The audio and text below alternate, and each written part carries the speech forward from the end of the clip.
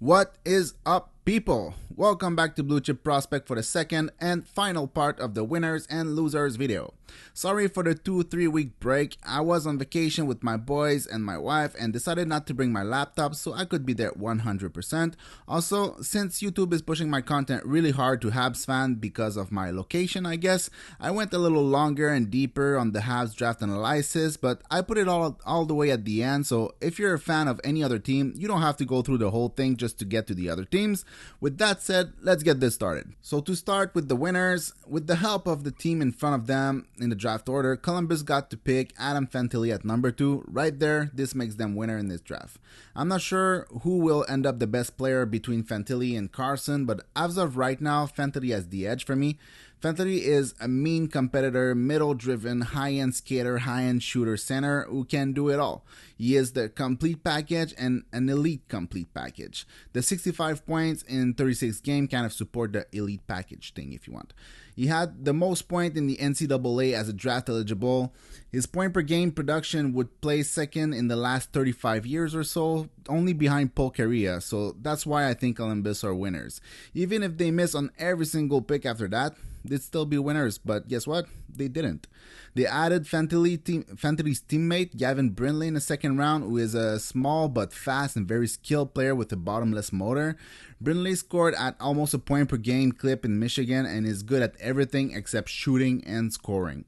I think he has a real chance to be a middle 6 winger in the NHL in the future. They also took William Whitelaw in the third and Luca Pinelli in the fourth. Those are some very good value pick and clear bets on upside and pure skills. They are both small player, but Whitelaw is a way better skater than Pinelli.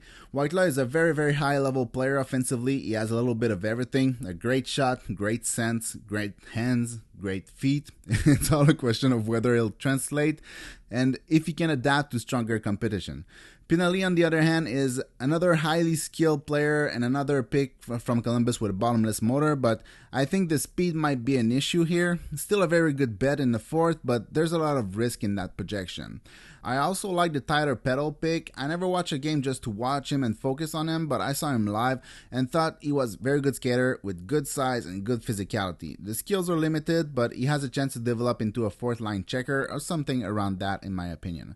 So in the end, it was clear to me that Columbus aimed for skill and competitiveness in their pick, and I think the draft is a great success. Chicago had a bit of a weird draft, but when you get to pick Connor Bedard, it doesn't really matter what you do after. They didn't do bad by any means, but they sure made some picks for size and size only.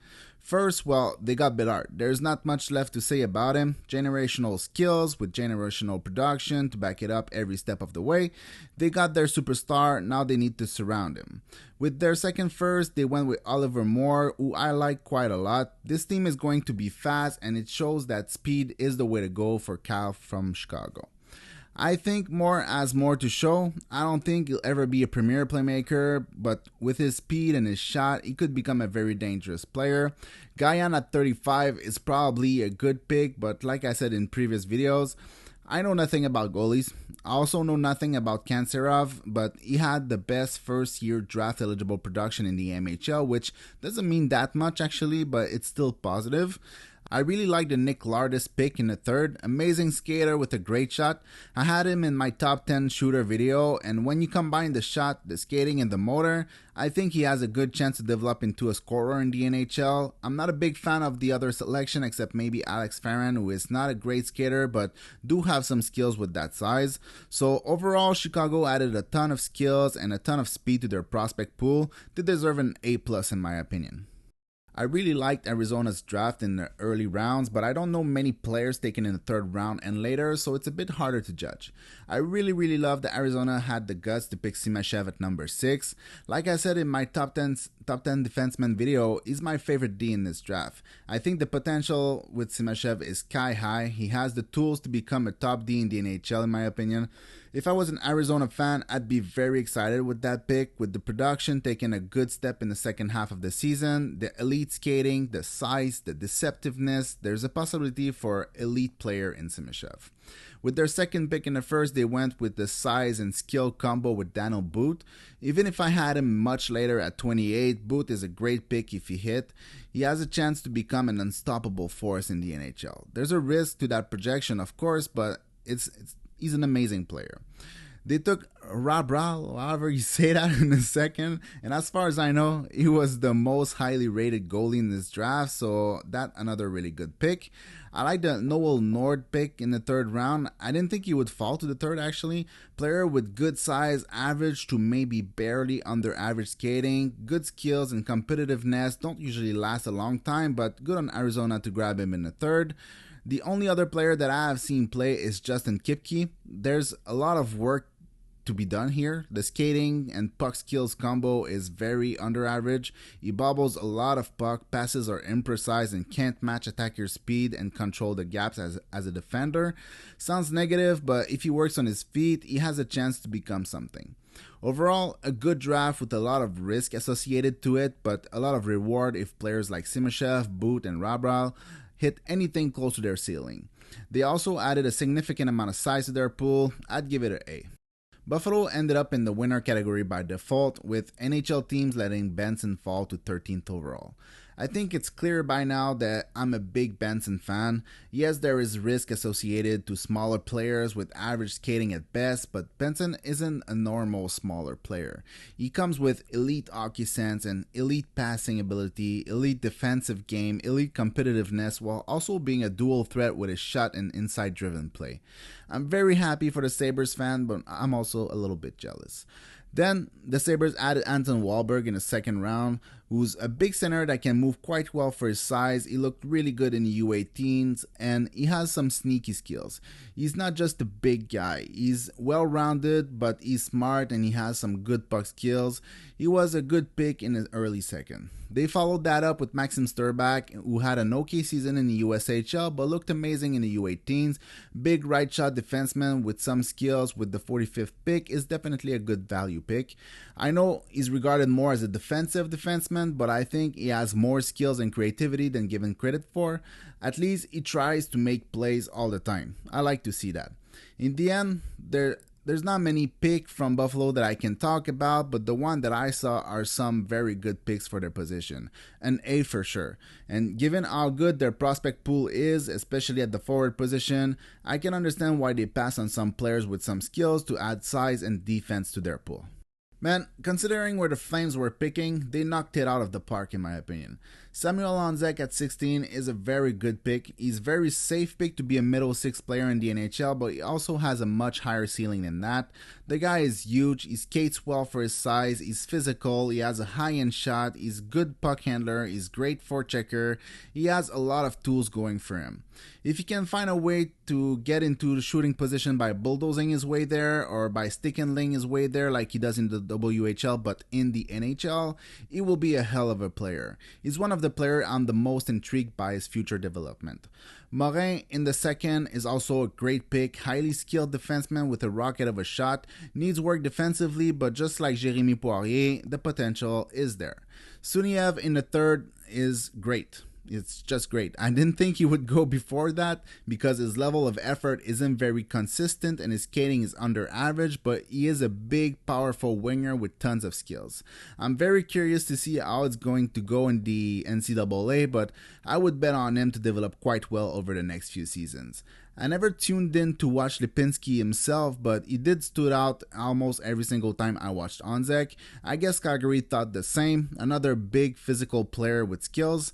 I really like this draft from Calgary's standpoint. Lots of skills and size. I give it an A. And then there's Carolina.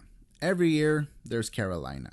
When Carolina is on the clock, you can basically take a consolidated list of prospects, look who's next on that list, and that's who Carolina will pick. They're really not overthinking this drafting. They just pick who's the next most skilled player with complete disregard to everything else, and sprinkle a pick for need here and there. I love what they're doing. No galaxy brain stuff. First, they get Nadeau at the end of the first round, potential for a steal right there. I've been high on that guy for a long time. I was high on Nadeau before it was cool to be high on Nadeau. I really like his skills, his skating, but more importantly, his shot. It's so fast, accurate, and heavy. It's a very good pick. I don't know much about Unger Sorum. I didn't see him in Sweden, but he was amazing in the U18. He made all kind of smart and skilled play around the ice. He was a standout for me. Other than that, Jaden Perron at 94th is amazing value. I'm not his biggest fan. The size to skating ratio is not good enough for what he brings to the table to be a first round pick like many thought he deserved. That's just my opinion though. But in the third, it's such an amazing bet. He's very skilled. He makes it. If he makes it, he probably a power play specialist type of player, but I can't deny the hockey sense and the playmaking skills he has. I don't remember in which circumstances I saw Rykov. I know I didn't specifically watch him, but I also know that I saw him. Anyway, I liked him. He worked hard, he skated really well, and had very good puck skills. Usually, when a player stands out, I would know where I saw him, against who, and all that stuff to have a clearer memory, but in his case, I didn't. So, it is what it is. And then my boy Timur Mukhanov in the 6th round is again amazing value. I had him before Perron on my list. Another very small player, but Mukhanov is a great skater that plays with a ton of energy and competes very hard every single shift while being an extremely skilled passer. Love that pick and hopes he makes it. Overall, another great draft by Carolina. I'll give it an A+, just because of how much skill they added while selecting at the end of each round. Colorado didn't have many picks, but then they traded with Montreal and added the 31st and 37th, which they then used really well. First, with their own pick, they grabbed Callum Ritchie at 27.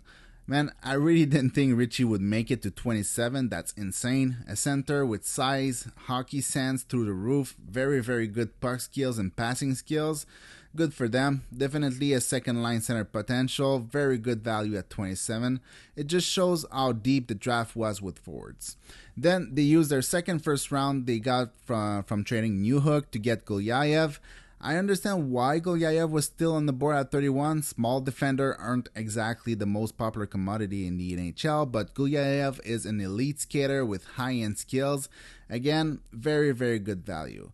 I also really like the Jeremy Ansel in the 6th round.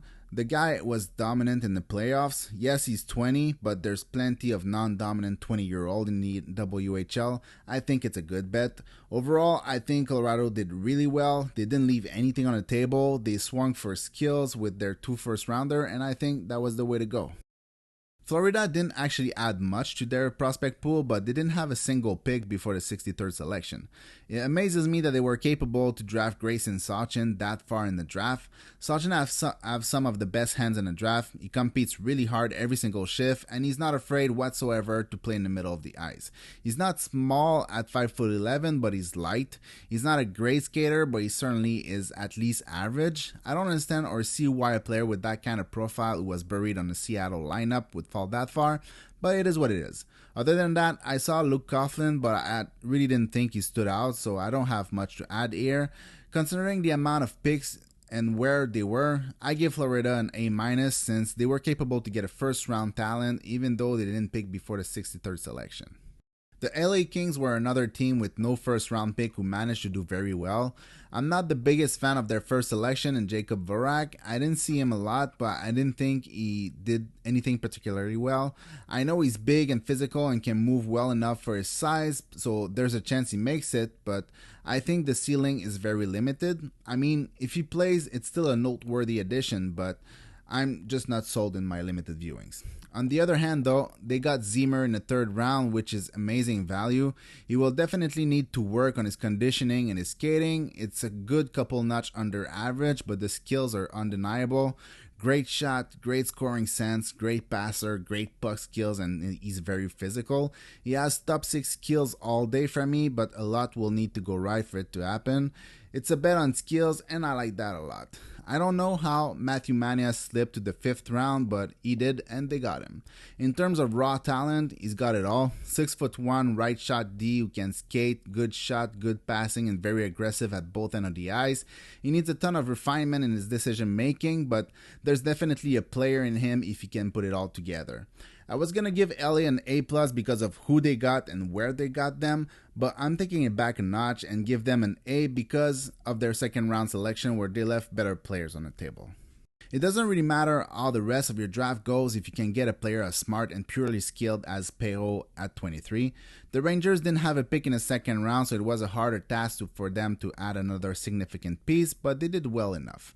Perreault is a guy that I had at number 10 on my final ranking. I also had him in both my top 10 goal scorer and top 10 playmaker videos. He's an outstanding player, one of the smartest player in the draft with the puck on his stick in my opinion. I don't think he's a play driver in the NHL, probably more of a complementary line mate who makes everything much easier for his teammate and connect the dots in the offensive zone. They also got Drew Fortescue in the third round. I think he was a really good defender for the US NTDP and got some sneaky good outlet passes, but I think it's safe to say by now that he's not going to score a lot of goals. With one single goal in 62 games, he could be the next Victor Mete. Nonetheless, a decent pick. So in the end, because they managed to get such high-end prospect in the first, I would give the Rangers an A- grade in this draft. Most people who watch this channel knows how highly I think of Mishkov. Based on that, for me, the Philadelphia Flyers are big time winners. Getting Mishkov at number 7 is complete insanity. I can understand the first 4 picks because they are all centers with big time skills of their own, but anyway, good for Philly. I'm a big fan of Briere and what he's doing. I think he's going to be one of the best GM in the league. Anyway, Mishkov at 7 give you an A+ right there in my opinion. They also selected Oliver Bonk at 22, which is maybe a bit high for me, but I had it number 8 in my top 10 defenseman video, and I understand wanting to lock a 6'2" right shot D into the prospect pool after acquiring a big time talent early in the draft. John Arson, or whatever it's called, in the second is also a very good gamble. I don't particularly like him, but like I said before, I don't know much about goalies, and he was in the first group of goalies in the draft. They also got Denver Barkley in the third, who I didn't watch and focused on, but he forced my eyes onto him in the playoff. He was lights out, unstoppable. When I actually looked into him, I was surprised he was 5'9". Not that he looked big on the ice, but he plays with so much energy and physicality and compete. I don't know, man. I didn't know him before the playoff, and now I'm in love. What a good pick. And to finish it off, Alex Chernik at 120 is such a good bet. I think he's much better than where he was picked. He's a very good passer whose game is getting more and more projectable every day, and he's also a very good skater. I think overall Philly did such a good job in this draft. They get an easy A+ with a good mix of bets on high skills and some more projectable players. Plus, they get a player that is breaking records at every single tier of Russian hockey and who was an MVP of the U18 2 years before his draft year. It's gonna take a while, but this team will be scary good in the future. San Jose is another team that got a crazy good draft. They added so much skills to their pool, it's just amazing. First, at number 4, they got Will Smith. For the longest time, I thought he would be available at 5 for the Habs until he kept getting better and better and better.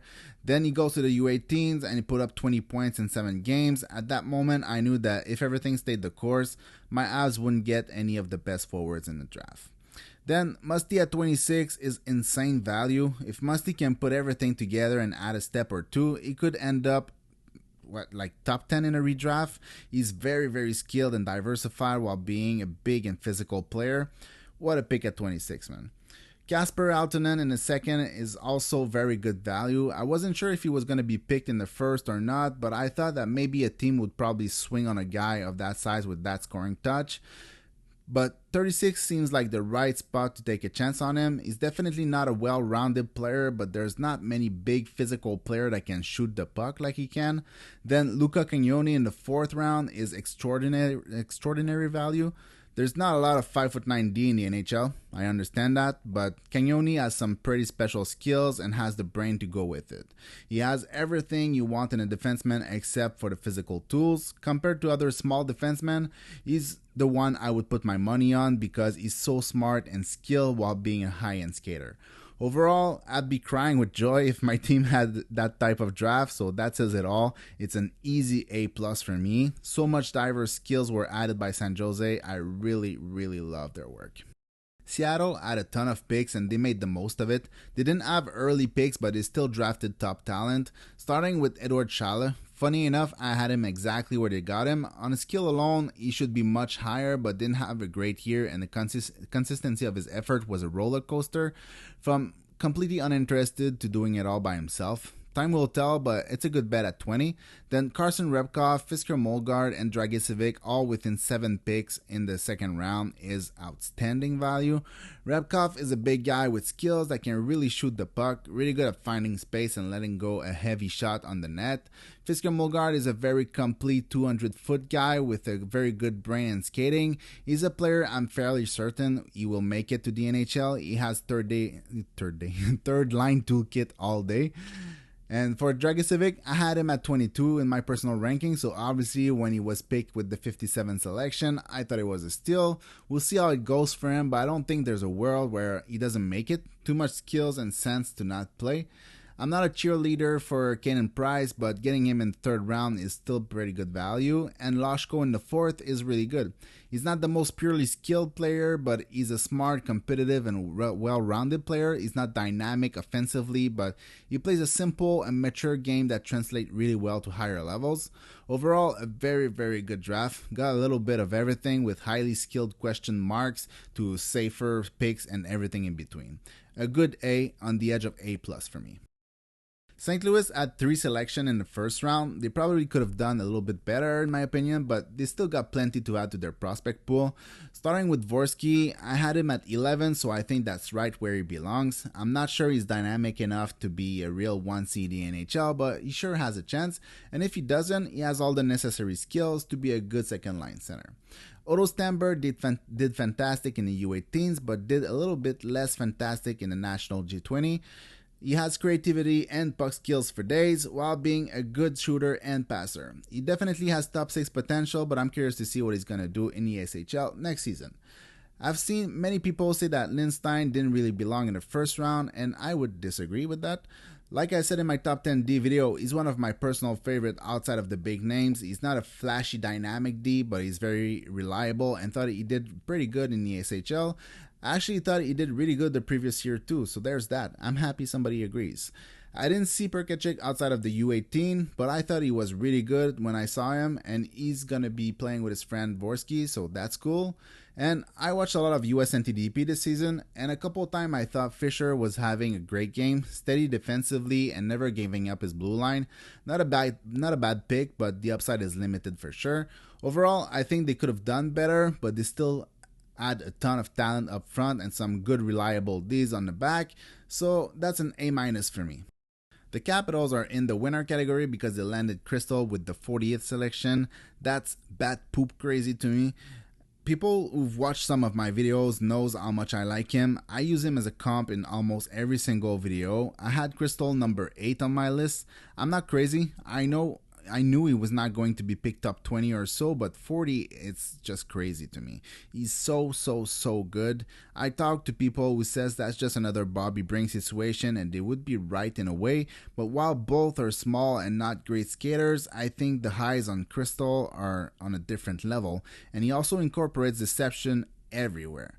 It might not work, but he's my third favorite player to watch in the draft after Bedard and Mishkov. I think he's even more skilled than Smith actually, but he comes with much more risk. Time will tell, but I will be rooting for him every step of the way.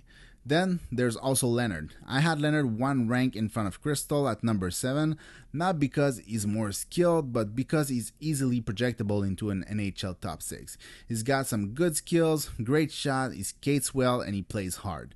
No matter what, Leonard should be a useful player, and in the best case scenario, he's filling the nets and plays hard along the board.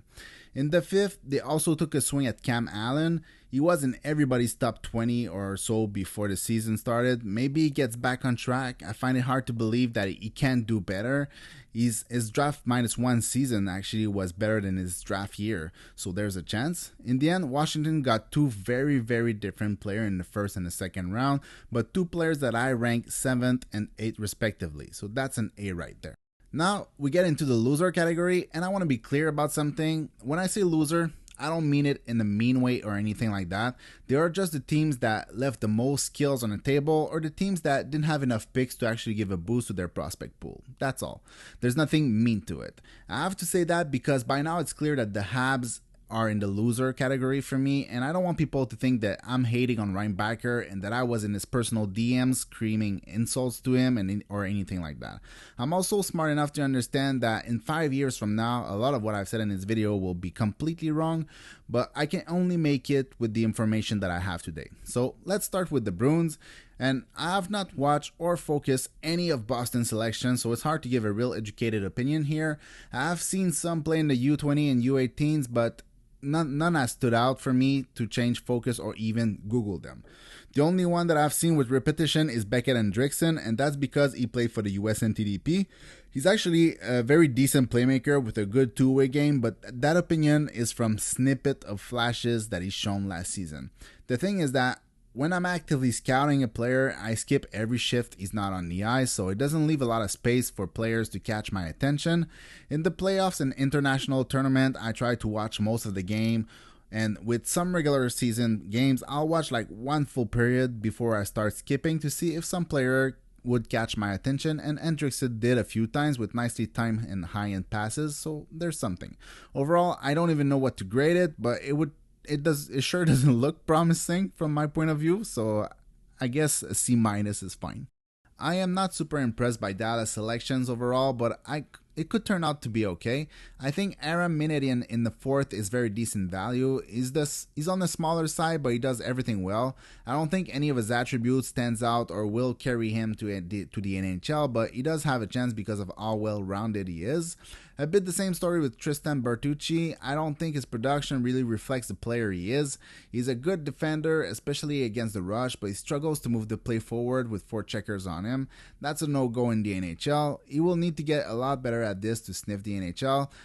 Not that there's no chance, but a lot will need to get better to work out. Overall, I'm just not a big fan of their first selection, and then they didn't add a lot of talent in my opinion. But it's Dallas, they can always surprise us. I think Minnesota did some good selection, but Stremo at 21 kind of break the work they've done in the later rounds. The worst in all this is that I like Stremo, but not at 21 with all the players left on the board with so much more upside. I really thought Stremo would have a better season than this. I liked him a lot, at least last season. Anyway, I think he will play, but it's hard to see where in the lineup. Is he a fourth liner or a third liner? That's my question. I don't really like the Kumpulainen pick because it's too early for me. I think he's an intelligent player with very decent skills, but the skating is just very, very far from NHL average. I don't mind the player, I just thought it was too early. I'm a big fan of Riley Heidt, so I'm 100% on board with that one. Because of that pick, I almost put the Wild in my on the fence category, but I decided otherwise.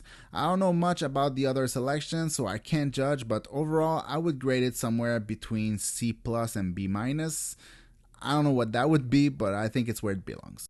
For Toronto, I don't hate the Easton Cohen pick as much as most people do. I don't think it deserved to be in the first round, but Toronto's next pick was in the 5th, so if they wanted him, they had to take him where they did. I don't think Cohen will ever be a play driver of offense, but a bit like Perreault, I think he can take care of relaying the offense between his line mates quite effectively. He's a very good passer, and he's very intelligent on the ice on and off the puck. He's always an easy passing target, and he works really hard on 200 foot. I think he's a future plug-and-play winger that can play with either very talented forwards and elevate them, or lower in the lineup as a checker on the third line. I think it was a reach, but I understand they didn't want to rely on a trade on the day 2 to get him.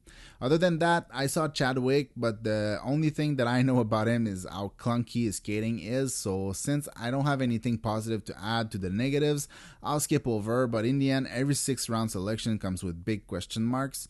Overall, I think they left a lot of talent on the table in the first, but I don't hate the selection. A C seems fair to me. Now, onto the Habs. Even before the draft started, I felt less than stellar with what the Habs were doing. I felt like trading a late first and an early second for Newhook was buying a lot of certainty in exchange for a lot of upside. I would have understand if the Habs' future problem was depth and middle six players, but it's certainly not that the issue. Montreal needs big time player, they need stars, and they traded 2 chances at high end upside for Newhook. Maybe we'll look back at it and it was a good bet, and maybe it was a terrible one. But in the end, they got another small player that can play both wing and center but can't win faceoffs. Seems redundant to me. Seems like they were just trying to emulate what they did with Dak last season. Now, onto the draft. Everyone knew they weren't selecting Mishkov, but it still felt terrible to see them announce their pick. They kept saying they were going to pick the best player available, but then selected for needs, while saying that they actually did pick the best player available, but also saying at the same time that if he was a left shot, they would have cooled down on him. It was a little strange to see unfold. Reinbacher isn't a bad player though. He's a very good player, but I don't think he belonged in the top 5. I didn't even have him in my top 10. Sometimes it does make sense to draft for teams' needs, but I feel like the drop-off in talent is enormous between the actual best player available and the selection. Reinbacher had a very solid season in the Swiss League with very good production. He's a very good passer, but isn't very good at finding openings or create openings. Like I said in my top 10 defenseman video, Reinbacher has a lot of work to do to add delays and misdirections and deceptiveness in his feet, in his eyes, in his hands. Right now, his main strength in the offensive zone is shooting from the point and hoping for deflections because he doesn't have the puck skills and the vision to do more. It's a work in progress, but he's one of the older players in the draft, so there's that. On the other hand, he defends at a very, very high level and can transition the puck up ice very well. He does bobbles a lot of puck though, so I'm curious to see his breakouts on their North American forecheck. I think he has the making of a second per minute muncher defender, but I also think that a lot of work is needed to bring his offense to first pair level. And I'm not talking about Quinn Hughes' offense here, I'm talking about bringing it in line with someone like Darnell Nurse, like high 30s, low 40s. If he does that though, and it's still a significant if, then it might be a slam dunk if you forget about the existence of Mishkov. Then, Montreal didn't pick until the 69th selection where they picked Jacob Fowler. Again, I don't know anything about how to evaluate goalies. I don't know about their positioning and how they're supposed to hug their poles and move left to right. I don't know how you can see that a goalie is good at tracking pucks or what is a good recovery, bad recovery, and all this stuff. But one thing that I know, Jacob Fowler was my favorite goalie that I've seen this season, especially in the playoff. It doesn't mean much at all, but I thought he was a freaking wall. Good pick there for sure. I didn't understand the Florian Jacquet pick. There's no way they believed that he was going to be picked soon. The guy is 19-year-old who can't even come close to 0.5 point per game in the OHL with brick hands and doesn't skate anything close to OHL average. Cool family story though, but I wouldn't base my pick on family stories. I don't know anything about the 2 other goalies, but if I had to bet, I'd bet on Volokin to be our goalie of the future because he's Russian, and Russians seems to know how to develop goalies. Other than that, I didn't see Miller play, so I can't really have an opinion, but in terms of production, he placed 222nd for draft +1 player in the history of the USHL. Not looking particularly good, but there's always a chance, I guess. Other than that, I had no idea who Bogdan Konyushkov was before the pick, but I was intrigued, so I went to watch 5 condensed game. I gotta say that he looked fairly decent in KHL, nothing impressive, but he skates well, break out the puck well, and was pretty active offensively. At 20, he's closer to the finished product, so it's hard to judge how much runway is left for his development, but anyway, he just signed a 3-year contract, I believe, so we won't know for a very good while how his game will translate to North America. I also didn't see Philip Eriksson, so I don't have much to add. The production suggests might be something there. He basically has the same production in terms of point per game as Adrian Kempe and Kevin Fiala and Otto Stenberg. But he's also surrounded by hundreds of players that were never drafted, so the numbers don't really tell us anything. He also never participated with the national team, so there's even less available info. No clue what he is, but he is signed to an SHL contract, which is positive. And last but not least, Luke Mittelstadt is a decent bet in the 7th round. He had an amazing year last season in the USHL and came to the NCAA and produced very well for a first-year guy. The team was so deep that he was sheltered like no other, but he still did good under the circumstance. He also played for the national team in the U20s, getting 3 points in 7 games. You would think that's not too bad, but they all came from the same game against Germany. Even though he played around 14 minutes per game, I can say that he stood out. Yeah, I think he was very unnoticeable, which can be good or bad. Definitely not a bad pick in the 7th. So after all this, you would think that Montreal deserves a spot with the teams that did good. Maybe not the winners, but at least the ones that are on the fence. I really debated that in my head and ended up putting them in the loser because of the whole picture. There's no team that I know as much as Montreal, so when I consider their depth chart, their prospect pool, the trade, what was available to them, and what they let slip through, I decided to put them in this category. This draft could have been so much more, but it wasn't. Maybe if you're a guy that loves Reinbacher and believe that his production in the Swiss League is an indication of future top pair production, then yeah, the Habs would be in a different category. But for me, he wasn't even my favorite defenseman, so I can't change my opinion just because the Habs drafted him. And then you add the trade, and it really doesn't help. Newhook will probably be a top 6 second line player, or at the minimum a middle 6 player. My issue isn't with Newhook. My issue is with adding another 5'10" player to the team. The entire prospect pool is made of smallish player with top 9 middle 6 potential. So I felt like they gave a lot for a redundant piece. That's it, guys. Don't be mad at me for being skeptical. If you don't share my opinion, just let me know down in the comments. So that's it for today. Thanks for watching. See you in the next one. Peace.